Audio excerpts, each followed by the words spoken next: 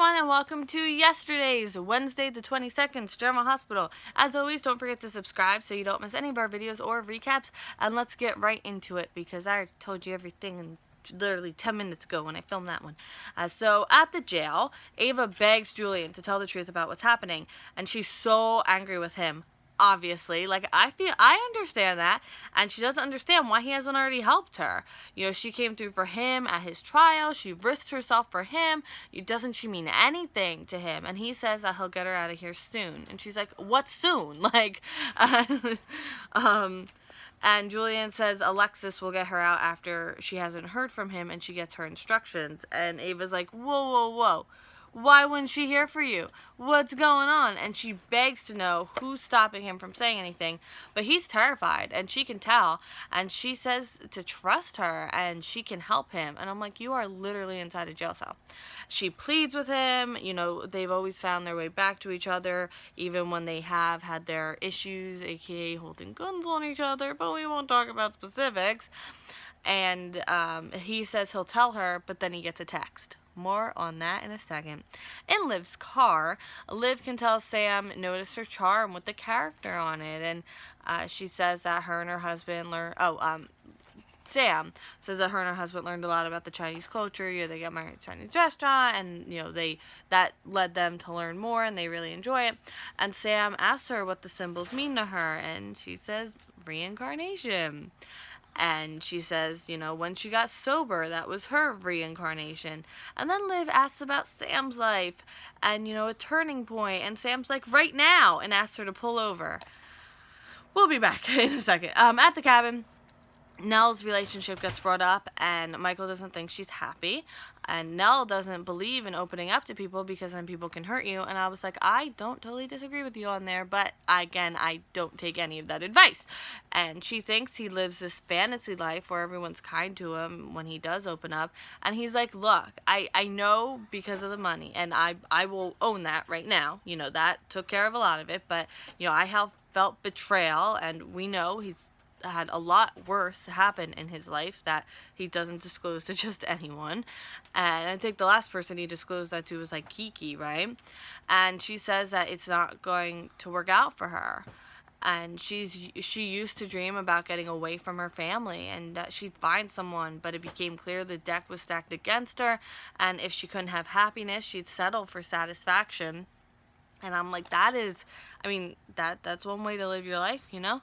And he thinks she's fighting for less than she deserves, and she says she doesn't want any of this, but it's all she's going to get, and she doesn't deserve to be happy. And he hugs her, like, he just grabs her up and hugs her because she needed a hug.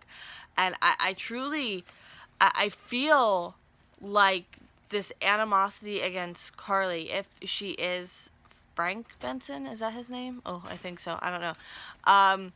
If she is his daughter, he somehow, like, I don't know, used Carly against her or something, and, like, or twisted Carly into someone, I mean, either she was or she wasn't, you know?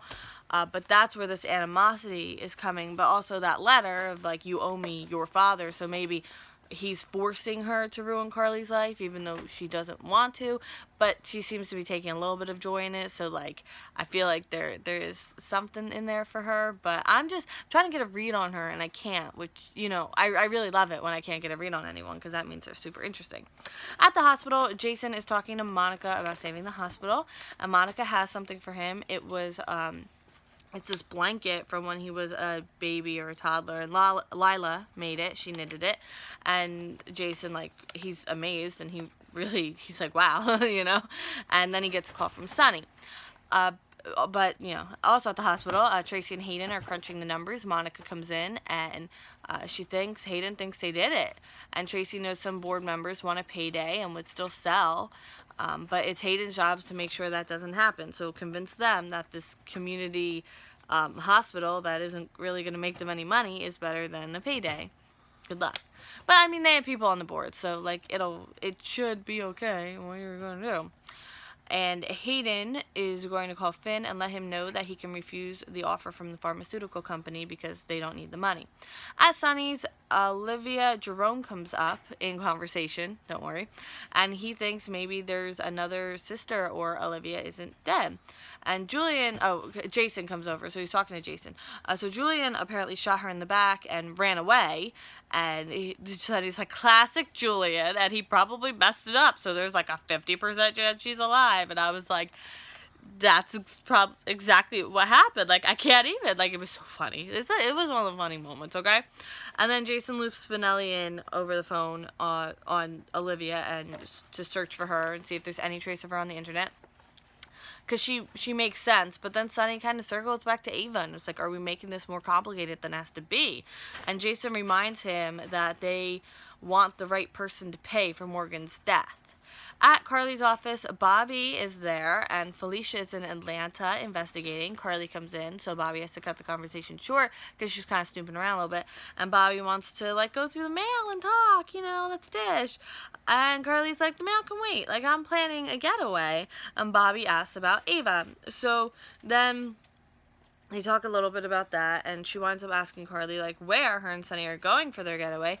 And she's like, the mountains. And Bobby's like, have you seen the storm? Because that's not going to happen. All that is closed. So they know Nell is stuck up there. They don't know Michael's there with her. And she'll be fine. There's food and firewood. I don't think they took into account the electricity going off, but, what are you going to do? She can handle it. I'd be so terrified, though, if I was up there alone in the mountains. Like, I'm not gonna lie. Back at the jail, Liv has texted Julian a picture of Sam in her car. There you go. In Liv's car. So Julian, he's not gonna exactly be so forthcoming as he was gonna be. Back in Liv's car, Sam tells Liv that she's just going to go over the footbridge to a friend's house. Her husband, the friend's husband's a cop. She works for the DA's office. Like, they live kind of off the beaten path. And Liv won't let her leave. She insists on driving her to the house. And Sam's like, no. And, she gets out of the car, goes over the bridge, kind of drops her phone because it's freezing. And it's before she can call Jason. And then Liv is on the footbridge with her and is like, let's put our cards on the table, or something to that effect. Back at Sonny's, Carly comes back. She's looped in, and she has to tell Sonny that there won't be a surprise, as she promised. And now, end scene. Monica hopes by this time tomorrow the hospital will be theirs and they can move on. I'm like, me too. Finn didn't answer the phone, and apparently he canceled his reservations in New York. So where'd he go in that jet?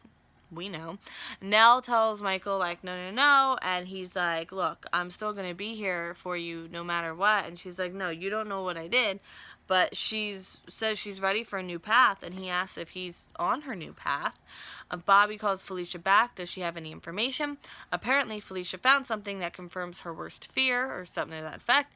Carly tells Sonny about the cabin, and he says they can recreate that experience here. Ava demands to know what's going on from Julian, and he won't say a thing now. And she's like, look, I'm done. I should let you go to prison. You're dead to me. And then he's not fighting back on it. He's just sad. He's just a shell. And I was like, makes me really sad. And I have to tweet him. Sam walks away from Liv, and Liv pulls a gun on her and is like, we both know that you know who I am. And I was like, oh my goodness. I can't right now. I have to watch today's, and I don't think it's on the app yet. But in any event, I will see you. I'm going to work on this tomorrow. I will see you tomorrow for more Drama Hospital, and I hope you have a great night. Bye.